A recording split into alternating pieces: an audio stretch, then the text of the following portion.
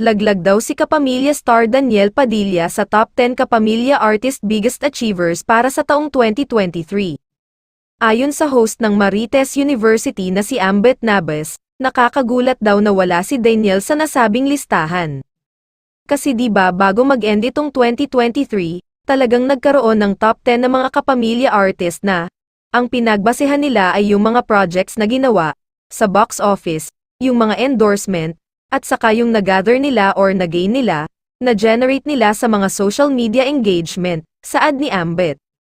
Pagkatapos, isa-isang binanggit ng host ang mga nakapasok sa top 10, narito ang kabuoang listahan ng mga Kapamilya artist na may pinakamalaking na-achieve noong 2023. Top 1 Catherine Bernardo, Top 2 Vice Ganda, Top 3 Coco Martin, Top 4 Kim Chiu, Top 5 Ann Curtis, Top 6 Regine Velasquez,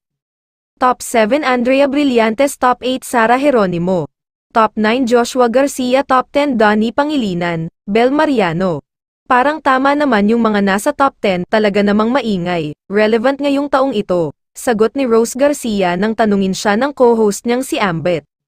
Saka wala naman yatang project si Daniel this year, segunda naman ni June Nardo, kaya apela ni Ambet sa fans ni Daniel, tulungan daw ang aktor na makaangat ngayong 2024, tila hindi naging maganda ang 2023 para kay Daniel, matatandaang bago pumasok ang December noong nakaraang taon ay kinumpirma nila ni Catherine ang bali-balitang hiwalay na umano sila sa pamamagitan ng post sa kani-kanilang social media account.